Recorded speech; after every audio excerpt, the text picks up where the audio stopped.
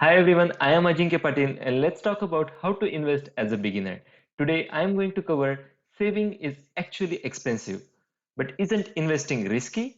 What to buy or what to invest in, what to do once you buy it, and if investing was so easy, why isn't everyone rich? Let's start with talking about saving money. You might be extremely cautious in reducing your spendings and saving as much as possible. However, just saving your money can be actually expensive. That's because of inflation. Inflation means that your money today will be worth less tomorrow. Inflation in the Netherlands has been around 2% since 1990. Although that doesn't sound a lot, it adds up over time. Your 100 euros will be worth 98 next year. In 5 years, they'll be only worth 90. And in 35 years, they'll be worth just 50 euros. Well, you are not losing money, but what happens is things get expensive over time. So what you can buy today for 100 euros will be 2 times more expensive in 35 years. And so you can buy only half of it.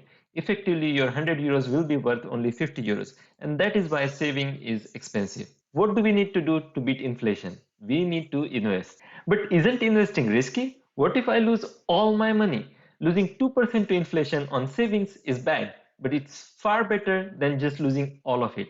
And yes, it is possible that you invest in a company with the hope that the share prices of that company will go up with time and things don't turn out as you expected and it's all gone.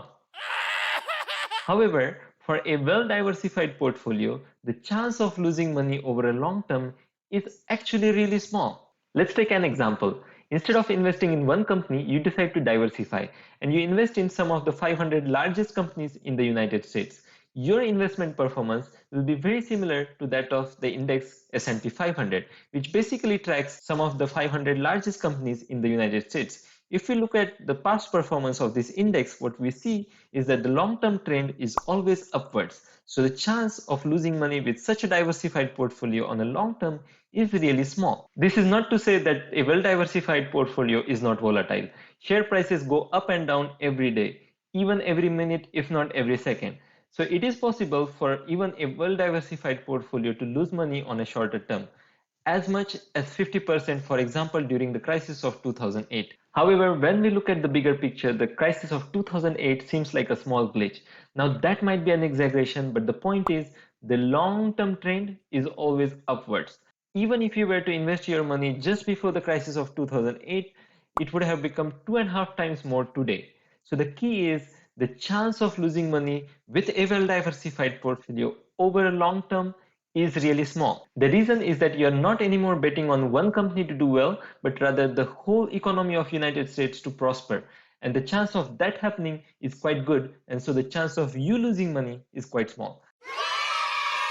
Now you might say, I'm not sure if the United States economy will do as well in the future as it does today, and there might be another country that might do better. So you could consider diversifying even further. For example, 3,100 companies around the world, the performance of that is tracked by an index called FTSE All World Index. With all that diversification, do we lose gains and so the benefits of investing? No.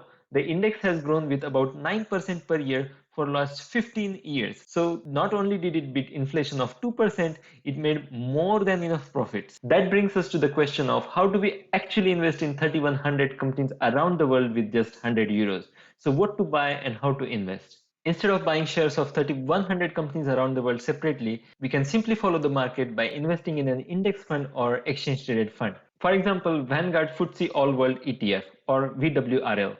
With less than 100 euro, you can invest in 3,100 companies around the world with VWRL. Say Apple forms about 3% of the total market capitalization of these 3,100 companies.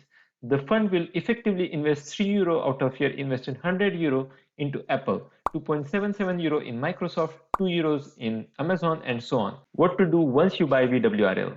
Well, absolutely nothing. And I am completely serious. Just chill, relax, and watch your money grow. The best strategy is to buy and hold. That is because of the power of compounding. If you invest 100 euro a month or 1200 a year, well, why don't we make our lives easy? Let's say you invest 1000 euros one time today, and we assume the 9% returns that we have seen. Your 1000 euros will become 1090 next year. Congratulations, you earned 90 euros without doing anything. At this point, you can be happy, sell your investments, and enjoy yourselves, or you could delay that gratification and keep your investment. If you do that, The year after, your investment will become 1188. So you earn not 90 but 98 euros that year. In the third year, you would earn even more, 107 euros. In the fifth year, 195. And in the 30th year alone, you would earn 1100 euros, even more than your original investment of 1000 euros in just 1 year. This is because of the power of compounding. The graph of your money starting from 1000 euros will grow exponentially. All you have to do is absolutely nothing. This is the time when I tell you it gets only better. We can fuel that exponential growth even further by not just investing once, but investing regularly. Now, instead of investing 1000 euros one time, if we were to add 1000 euros every year, the exponential pace of growth goes even faster. At the end of 30 years, you would have an asset of 150,000 euros by simply investing less than 100 euros a month. And apart from fueling that growth, investing regularly also reduces risks. See, 1 month you might be unlucky. For example, in February 2020, before the coronavirus pandemic hit the global economy, you would have to pay 88 euros to buy 1 unit of VWRL at its peak. The next month, you would be lucky to buy it just at 65 euros. Now, we cannot predict these peaks and valleys in the stock market, so the best strategy is just to buy regularly. This is also often called the dollar cost averaging in investing. Where can you buy VWRL? In the Netherlands, we have to do that via a broker. I personally use Degiro. Why? Because of their low fees. VWRL is on their kernselectie list. That means that under certain conditions, you can buy VWRL with zero transaction fees. Now, before you go and buy anything, the first step in investing is actually not investing. It is building an emergency fund. An emergency fund is a saving that can cover your 3 to 6 months expenses. Now, why does it matter for investing? In bad times in the market, you might also end up losing your job, and it will be too bad that you have to sell your investments in order to cover your expenses because the prices will be low and you will end up losing money. Instead, if you have an emergency fund that you can rely on while you look for a new job, you won't have to sell your investments, and this way you can be resilient towards the downturns in the market. The next step in investing is to understand that it's actually really hard to beat the market.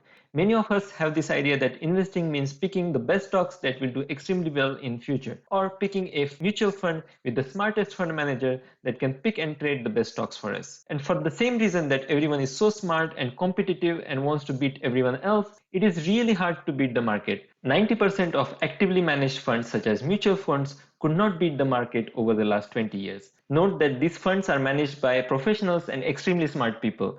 In addition, they have access to a lot more information than you and I have.